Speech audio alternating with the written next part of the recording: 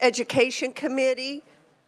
I'm going to apologize in advance. You're going to have to put up with the B team today. Obviously, Senator Baumgartner isn't here, and we wish her and her family the best. So she is online. Okay, great to have you, Madam Chair. We miss you here, and we're all eating ice cream. So. Okay, so we are going to open up today with the hearing on House Bill 2567. I'm going to open up that hearing, and we will start with an overview by our reviser, Tamara Lawrence.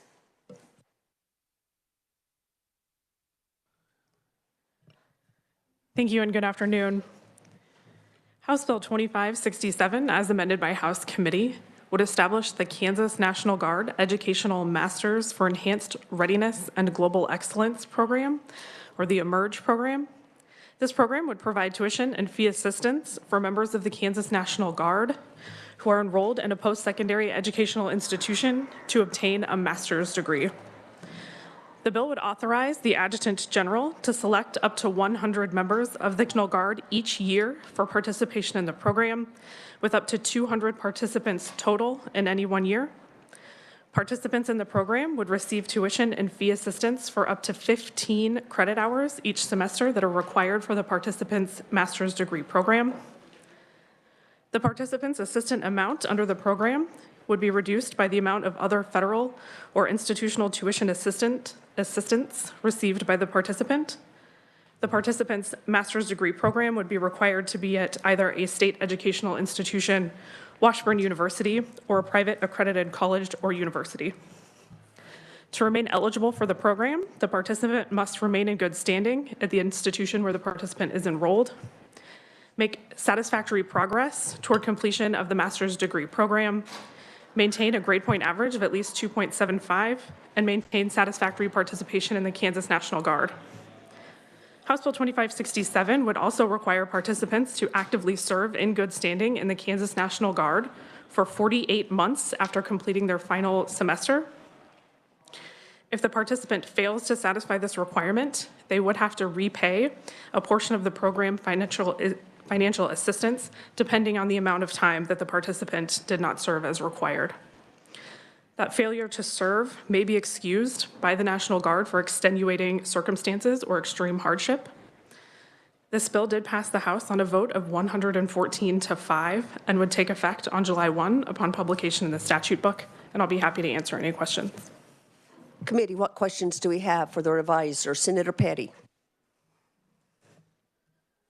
Thank you. That last part there on extenuating or hardship or circumstances, it appears that there's no, it seems to be no real guidelines on that it's, I guess, on the discretion of whoever's in charge.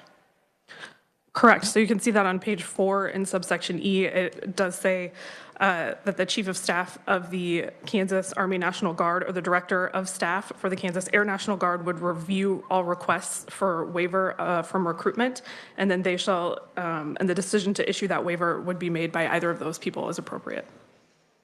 Thank you. Other questions? Seeing none, thank you so much, Tamara. Committee, we will now turn to proponent testimony. We are going to go out of order just a little bit because it's my understanding that Representative Turk needs to get to another committee. So we will start with Representative Adam Turk from House District 117. Welcome to committee.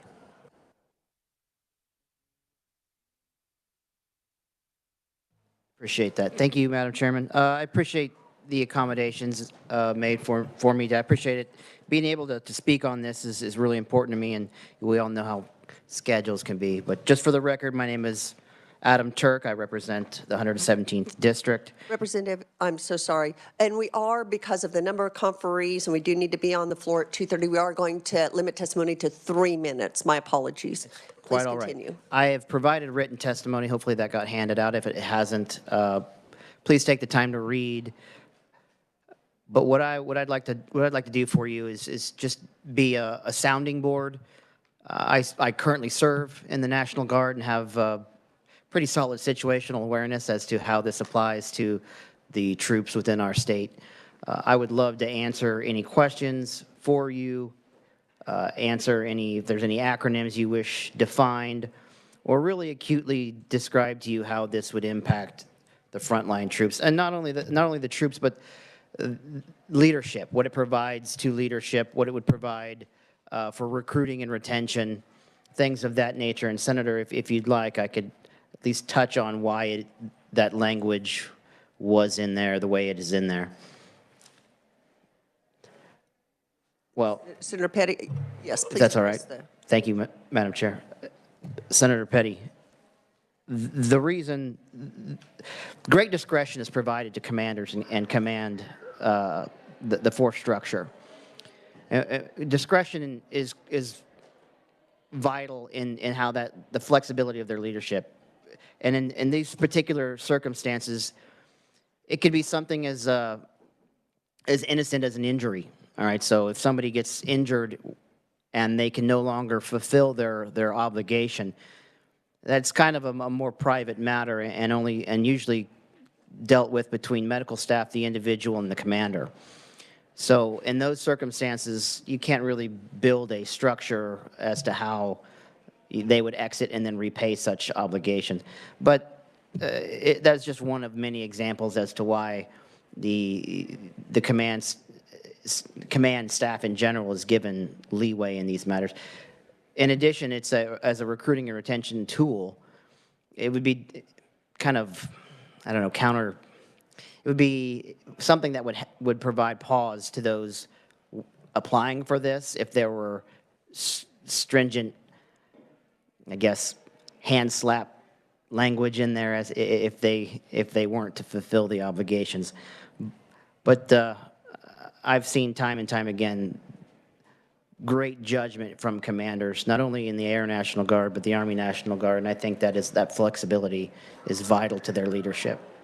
I hope that answers at least a little bit of that question. Okay, and committee, since Representative Turk needs to get to their committee, we're going to take questions for him at this time, and then we'll group the rest of the proponents together. So any questions for Representative Turk? We have, Senator Dietrich, then Senator Gossage, then Senator Petty. Thank you, Madam Chair.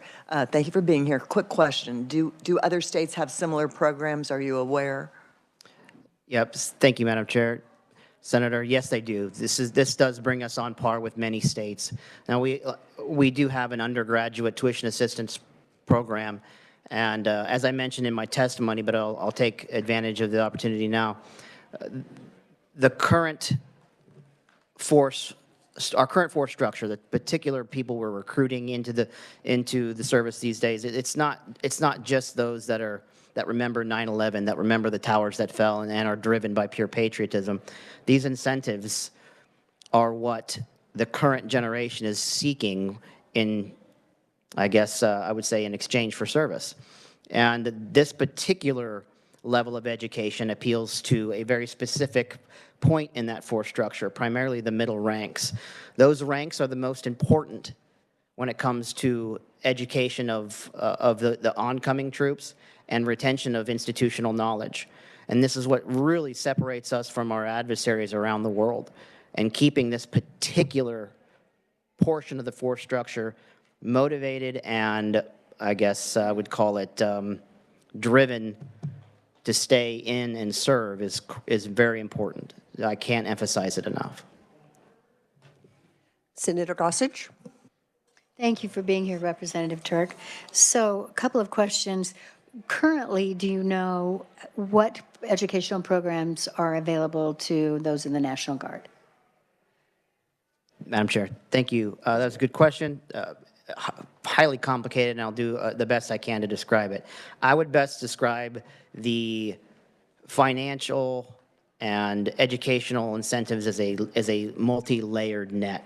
All right, you have something as you can take advantage of as soon as you enlist is the GI Bill. And the GI Bill has changed and ebbed and flowed with the needs of the force throughout my entire career, almost 20 years. So I've watched it very, very bloated and with lots of money and used very diversely when in my early years, and that has since waned and died off along with the level of hostilities that we've been engaged in across the world. Now, the GI Bill, you have the GI Bill, and you have state tuition assistance, and hopefully you've got higher education tuition assistance that we're discussing today. But there are multiple layers that overlap. Doesn't mean you can take advantage of them all. It depends on your circumstances in a lot of situations. And the GI Bill is limited to a certain amount of hours, well, semesters, and hours, and it has requirements of its own. So there are situations where you kind of pick and choose to the individual's need. So if I may, Madam Chair, so the graduate level is not available right now at as the- far as tuition assistance or anything like that? Yes, ma'am. That is. We do not have a state level tuition assistance as of now specifically for a graduate level, and 9 times out of 10, as that individual goes through the system, if they start it when they first enlist or commission, they've run out of GI Bill far before the higher education comes to pass. And there's no, and maybe this is a question for the revisor, there is no list of these masters have to be within this list. It could be any master's program, is that right? Tamara? Thank you. So the bill does define educational program to mean a master's degree program offered or maintained by a Kansas educational institution that leads to the award of a master's degree. Okay, thank you. Thank you, Madam Chair. Senator Petty? So that, I mean, my real question is about, management and maintaining, because the bill refers to up to 200, which starts out at 100, up to 200, $2.2 million. That could be $2.2 million annually. So when I ask that question about, so let's say you go through the master's program and extenuating circumstances or extreme hardship that is determined by the chief of the officer of the National Guard, and so then there's no repayment going back into the program. So seems like this program could, forever cost us $2.2 million and no money ever coming back from anybody that completes the program, but then, or drops out of the program, but then doesn't ever refund the program because of these unknown, extenuating, and extreme hardship circumstances. I think it has merit, but then also can you explain, and maybe this is also for the revisor, that both federal and institutional tuition assistance would be deducted from a participating member's state benefits? What's the question? Are you asking if that's true or false? No, it's in the bill. Okay. So how would that impact? So you get. All right. Madam Chair. Representative? So let me address that in the two parts, the two questions that I think I heard out of that. So again, extenuating circumstances does have a definition within the military force structure. Extenuating circumstances can be anything from a loss in the immediate family, a spouse perhaps, a child, whatever, that would deviate from their course from their education. All right, and that is just something that you can't exclusively write down every extenuating circumstance in one bill. That would be tedious.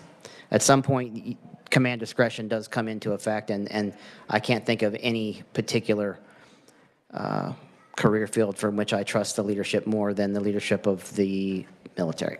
So that command discretion I felt was, and I still feel is necessary within the confines of this bill. Now the second portion, I ask that you rephrase that in a little different way so that I can better answer it for you.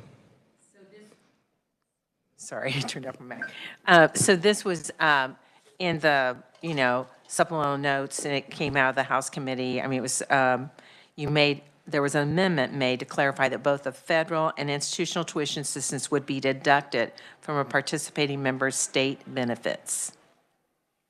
Saying that if they have leftover, like for example, the GI Bill, if they have leftover GI Bill, they utilize the GI Bill prior to using this state funding, if that's how I read that correctly. Yeah, yeah. So remember I mentioned layered benefits. That's an explanation of how they utilize the layered benefits. It's just an order of procedure. Does that make sense? So Jenna, would that, I mean, maybe I should ask you that question. We're going to ask for clarification from Jenna, and then if we need to circle back, we will, because we need to move on to our other proponents. So Jenna, if you have any clarification, Tamara, what did I say? Jenna and I get confused all the time. We're totally good. I am so sorry, Tamara. I do know who you are. Thank you. Tamara, if you can provide some clarification. It's my understanding that if the participant receives any other federal or institutional assistance, financial assistance, that would be deducted from whatever they would receive here. So they would receive that assistance first and then whatever for the state program. So, like, for example, it requires them to do the FAFSA, correct? So if any kind of federal or state assistance that they get, that would come first before they would be eligible for full benefits from this program? Yeah, so any sort of federal or institutional tuition assistance, that would come first, and that would be deducted out from what they would receive from the state. So the amount that they would receive from the state would be a little bit less, offset by that first amount. Thank you. Senator Sykes. Okay, thank you. Thank you, Senator. Okay, thank you, Representative. you. Appreciate your testimony and appreciate your service. Appreciate your accommodation. Thank you. Okay, committee, next we have Representative Blake Carpenter, Speaker Pro Tem of the Kansas House of Representatives. Welcome to committee. Mr. Speaker Pro Tem, you have 3 minutes. Thank you, Madam Chair. So I'm going to try to address some of the questions that have already gone on, but I'm going to give a little bit about my background, how this came to be, and then move forward from there. So I am currently an officer in the Air National Guard. I serve as an intelligence officer out of the 161st Intelligence Squadron out of McConnell Air Force Base. So with National Guard members, we serve 1 week in a month, 2 weeks a year, if you're a traditional guardsman. That comprises about 70% of our force. There's 30% of our force that are full-time individuals that are in military uniform 365. That is what they do for their job.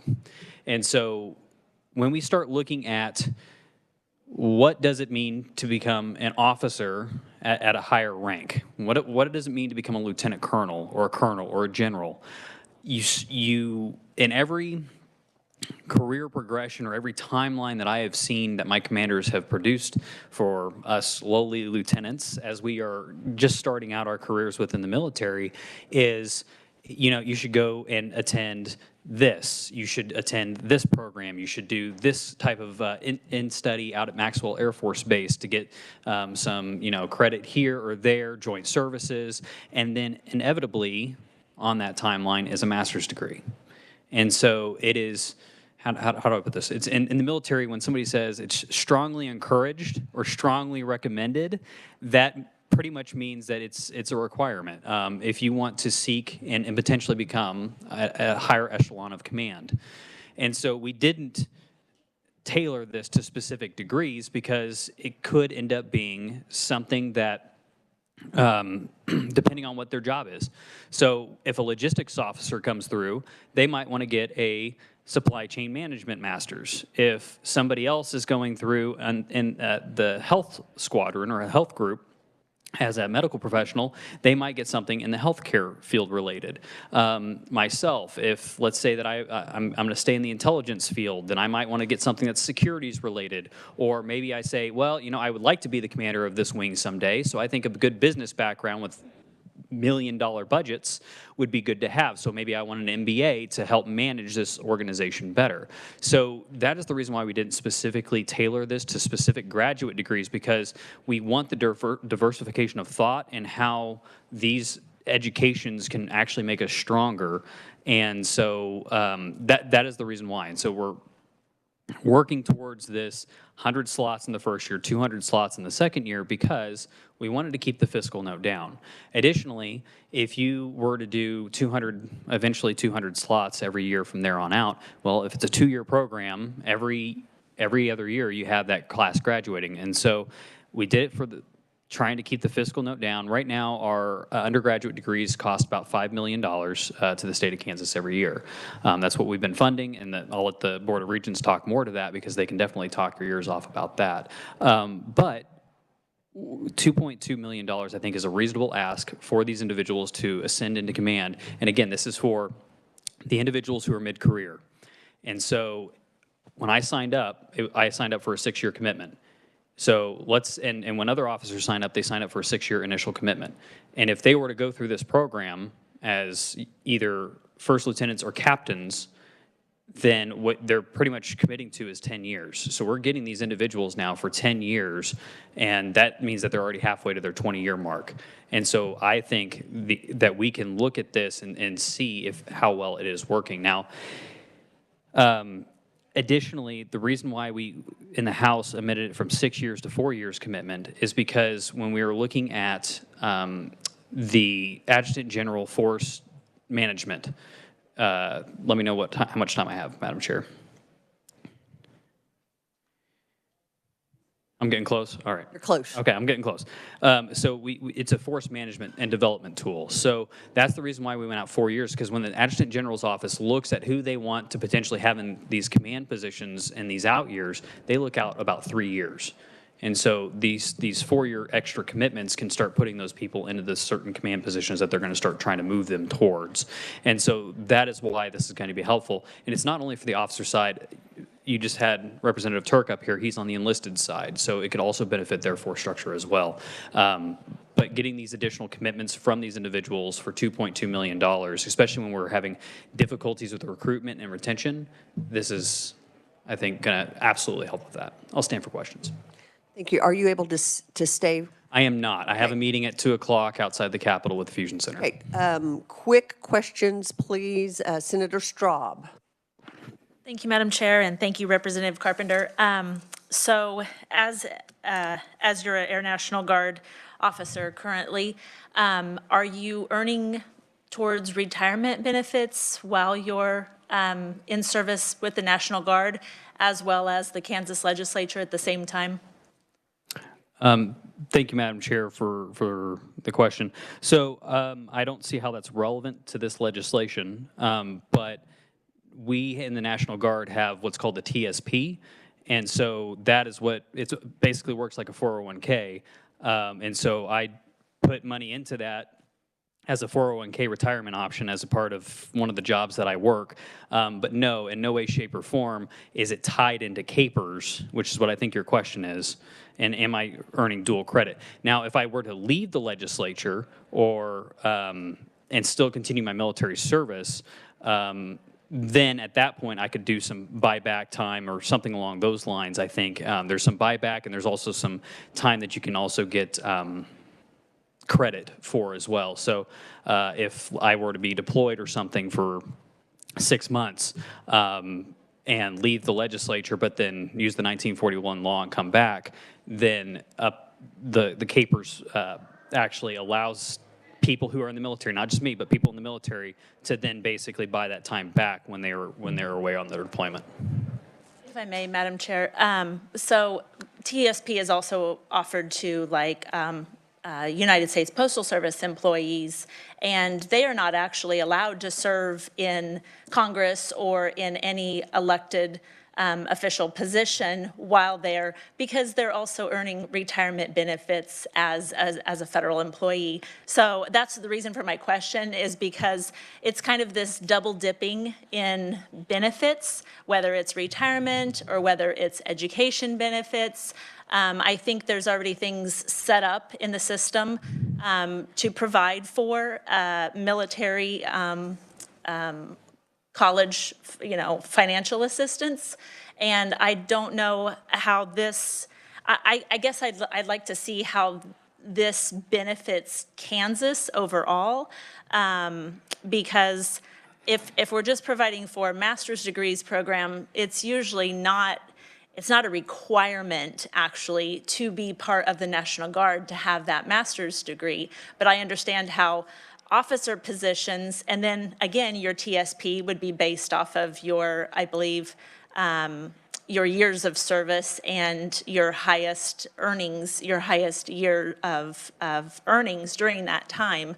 So I just want to make sure we're not double dipping on benefits, because we have lots of things in place currently that prevent teachers from doing essentially the same typical thing.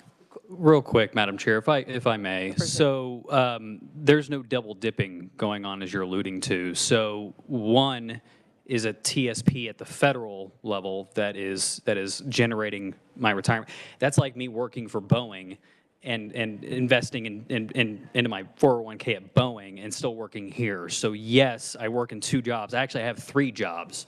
And so if I'm smart, I'm going to invest, do the match or whatever it is with my employer at my various jobs. In no way is this, the National Guard, I guess, impacting really what I'm doing here, other than what I talked about with buying of service or not buying of service with capers. So there's no double dipping as you're alluding to, or at least that I'm not familiar with. And additionally, I'm able to do both because the National Guard is a civilian service. And so I can go pull out the regs and send them to you, but if I were to be deployed for 270 days or more, then I would have to have the Secretary of the Air Force's permission to stay in this job. And so there is a check and balance as to the rules and regs and the fine line that I have to walk because I do dual roles. I can't wear my military uniform when I'm up here. I can't do various other things. I can't portray that the DOD or anybody else has endorsed me or not. I feel like that is getting really off topic from what this legislation is doing. Again, this is recruitment and retention based for all the personnel in the Army and Air National Guard, which there's about 6,600 members of. Now, of that, not everybody is going to be eligible for this because we are looking at mid-level to high-level careered individuals who are going to be leading our force structure in the future. And I think that that is why this provides value to the National Guard and to the citizens of the state of Kansas, is having those individuals that we don't lose because they have other opportunities or whatever else. They're signing up for the educational opportunities and an additional 4 years of service. I know we have to get you to your meeting, but we do have another question. Senator Sykes. Thank you. Thank you for being here. My question, as a National Guard member, can you take courses at the Command and General Staff College? And if so, would this program be eligible to use there? I would have to do a little bit of research. Yes, the answer is yes. I can go take courses over there. That would actually give me some joint time if I decided to do that. Or I can go to the Air War College, basically at some point in time. It depends on, so if we take it away from my personal perspective and not talk about necessarily me in general, but it depends on the individual and what their service is and how they want to tailor that to where it is that they want to go. So does this person want to end up at NGB, the National Guard Bureau in Washington, D.C.? If they want to be a general, 2-3-star general and run the National Guard Bureau, which is over all of the 50 states and territories, then at that point they would maybe be looking at a different track than somebody that is, well, I just want to be the group commander. I want to be the wing commander. I want to be the TAG. I want to be the chief of staff, whatever it is. So they tailor that education to what it is that they're trying to accomplish. So yes, they can go to a military college, but I would have to do a little bit of extra research as to how that would all play into this and whether or not those federal benefits that we would be authorized would basically be enough to cover something like that versus the state tuition coming in and paying for it. Any other questions? Thank you so much, and thank you for your service. Thank you, Madam Chair. Appreciate it. Next, we have Representative Pat Proctor, retired colonel. Welcome to committee. Thank you, Madam Chair, and thank you, committee, for hearing this bill. So I serve the people of Leavenworth, Fort Leavenworth, and Kickapoo here in the State House. And at Fort Leavenworth, we have the Command and General Staff College. We also have the 35th Infantry Division, which is a Kansas Army Guard headquarters there, and the Mission Training Center, which is a Guard organization, and several other organizations there. So partly I'm here to speak from that perspective, but I'm also, when I'm not here, I'm a college professor. I teach at Wichita State. I'm there a day a week. I got all my classes jammed in one day. And one of my classes, I teach a large number of Army cadets. So I've been very, very connected to the Army ROTC program. I also am connected to Kansas University Army ROTC program. The other day, we had the Adjutant General come to Fort Leavenworth to the 35th Infantry Division headquarters for a Association of the United States Army breakfast. And he talked at length about the challenges that the Guard has with recruitment and retention. And he cited this bill as a great tool for him to retain talent. As the Speaker Pro Tem already spoke to, to progress in the military, at some point you really have to have a master's. I've seen this on the ground at the undergraduate level with our Army cadets that are at our state universities across the state. Probably half the cadets in the Wichita program, half the cadets in the KU program are getting the Minuteman Scholarship, which is the undergraduate scholarship for the Kansas Guard, with the commitment that they will serve in the Guard rather than going on active duty. And it's a great tool. It's a great tool. All of the PMSs, every time I see them, because they know I'm a legislator, say, please don't take away the Minuteman Scholarship. Please get us more money for the Minuteman Scholarship, because it is allowing them to get talent in a tough, competitive environment. The last thing I'd say to answer a couple of the questions that have come up before I stand for questions at the appropriate time. First, somebody asked, well, what does Kansas get out of this? These service members are citizen soldiers.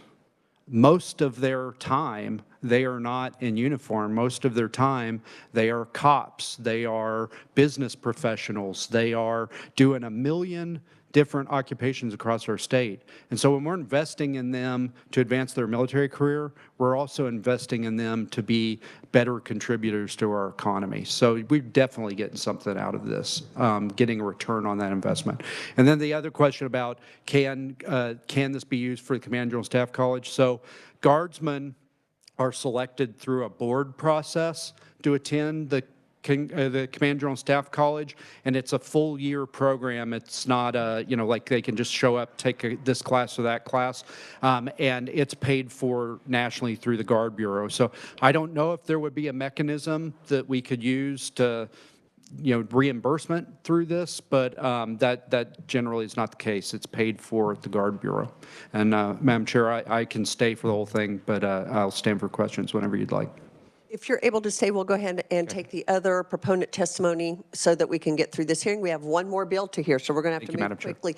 Thank you very much, and thank you for your service. Committee, next we have Dr. Blake Flanders, no stranger to the committee. Welcome back, Dr. Flanders. You have 3 minutes. Thank you. Good afternoon. We are pleased to support this legislation and appreciate the House Education Committee amendments to add Washburn University as an eligible institution. And to reduce the administrative effort for adoption of regulations and exchange of documentation between the National Guard and our agency. This is a last dollar in, similar to a Promise Scholarship, and so we're well versed on implementing those types of scholarships. I did hear that private accredited institutions were eligible, and that is true. I believe it's a subset of that, though, the nonprofit independent institutions. And there's several private accredited institutions, but some of them are for-profit. So this is the nonprofit independent colleges that are eligible as well. So I'd stand for questions at the appropriate time. Thank you, Dr. Flanders. And our final proponent is Master Sergeant Eugene Bradley. Welcome to committee. Thank you, ma'am. I'm going to keep this brief for you. I do have the distinct pleasure of being enlisted. And as I talked with other airmen around the drill floor, this past drill, this bill was on their mind. This is a very exciting opportunity for them. And as you've heard previously, this is something that's going to get them past their first enlistment to that 10 to 12 year mark, to where their wives or husbands are going to look at them and say, you're not going anywhere. So that's my case. My wife won't let me leave the military until I hit my 20. But The quote, I recently had the opportunity to attend a course in DC at the National Defense University, and one of the things that the DoD has recognized is the importance of that further education, especially among the enlisted corps. This is what keeps our enemies awake at night. This is what keeps them from saying, not today, is our highly educated and our highly skilled enlisted force. And because of this, the operational capability is only multiplied by enabling the officers enlisted to get further education, especially within the community. I myself have pursued a master's degree, almost done with it, but realistically, when I looked at attending KU or one of the other Kansas universities, it came down to money. And I decided to take my education out of state to the University of North Carolina. So you've got a Tar Heel up here instead of a Jayhawk. But the bottom line in this is it really does enable our guardsmen to continue their education and become better enlisted people, so that when the situation calls that they are activated, they are well trained in critical thinking and the skills that they need because of this graduate degree to take care of other Kansans around them and the other military service members they deploy with. With that, ma'am, I'll stand for questions at appropriate time. Thank you so much. And again, thank you for your service. Thank you. Committee, that is the end of our proponent testimony. Questions? I think the first couple of proponents got the bulk of the questions maybe answered and out of the way. So seeing no questions, thank you so much. We do have a proponent written only. I will draw your attention to that. Matt Lindsay, president of the Kansas Independent College Association. We do not have any neutral or opponent testimony. So with that, I will close the hearing on House Bill 2567. We will now turn our attention to House Bill 2703. I will open the hearing and will ask for an overview by our reviser, Tamara. Thank you again. So currently, state law provides the list of eligibility criteria for students to receive at-risk programs and services. You can see those listed in lines 18 through 32 of the bill, and those were established by the legislature in 2021. House Bill 2703 would add to that list any student in foster care, or as we say in statute, any student in the custody of the Secretary for Children and Families. This bill passed the House on a vote of 119-0 and would take effect on July 1, and I'll be happy to answer any questions. Thank you, Tamara. Questions for the reviser?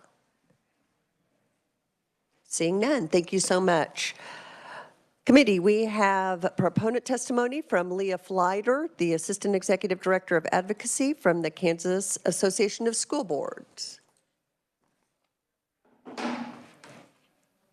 I'm sorry, is that not correct? It is. No, thank you, Madam Chair, Madam Vice Chair, Committee. I just was sitting next to Representative Estes, who was the House sponsor, and I had just expected that she was going to be the first one up, and I wanted to make sure I wasn't taking her spot. So, so thank you for the opportunity to appear today. We supported Representative Estes's bill in the House.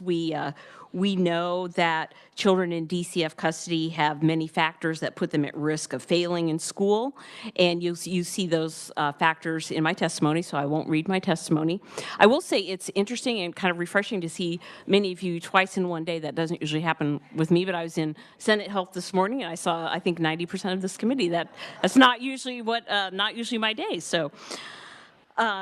So we thank Representative Estes for bringing this bill forward, and we appreciate her care for foster care kids. We would respectfully ask that the legislature work with us to ensure that at-risk funding remains available and flexible for the students in our public schools, including kids in foster care. So I will stand for questions at the appropriate time.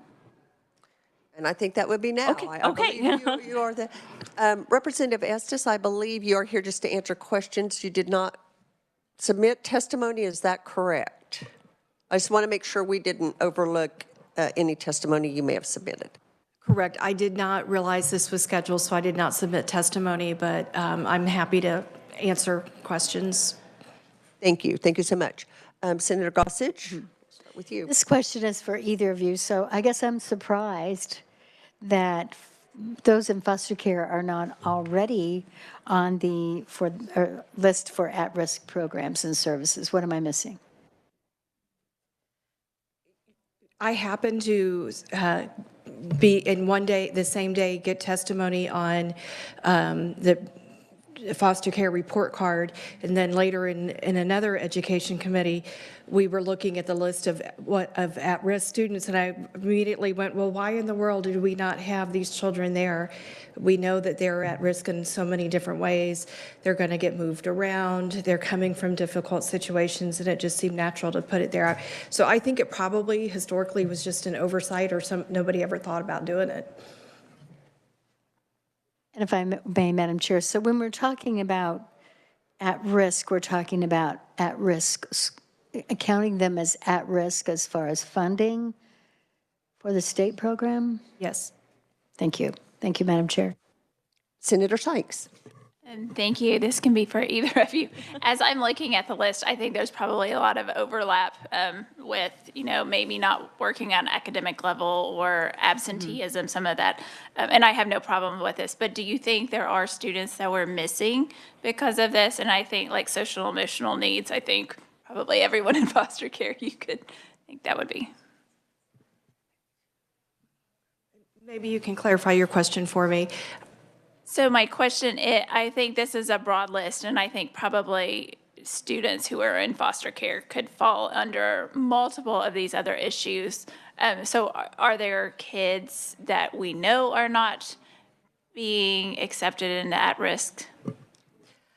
No, not that I know of, but particularly in my mind, when I thought about it, I thought about the kid who the child who first enters foster care. They may not have been picked up on any of the other things because nobody may have known some of the things that they were going through, and this would kind of just be something that gets them there. Okay, thank you. Other questions? Seeing none, thank you both for your testimony and for answering the questions. We'll draw your attention to proponent written only from Timothy Graham, Director of Government Relations and Legislative Affairs from KNEA. And with that, I'm sorry, Senator Gossage. I thought it might be good for Tamara to share with the committee, what she just shared with me regarding funding of these students. Tamara. Thank you, Madam Chair. I would just like to note this particular statute in this bill does not have anything to do with the funding for at-risk students. The funding for at-risk students is based on the number of free lunch students, and that is just a proxy. This bill has to do with the students who are actually receiving the services. Thank you for that clarification. Okay, seeing no other questions or comments, we will close the hearing on House Bill 2703. Committee, I do want to remind you that we will be meeting tomorrow at noon. So please note that change. We'll be meeting tomorrow at noon in this room, Cindy, in our same room. And we're going to have a hearing on SB 427 and SB 428. Oh, well, that's the most important thing. Cindy just told me lunch is provided. I should have led with that. That would have made everyone happy. So, okay, see everyone tomorrow at noon. Thank you for indulging me and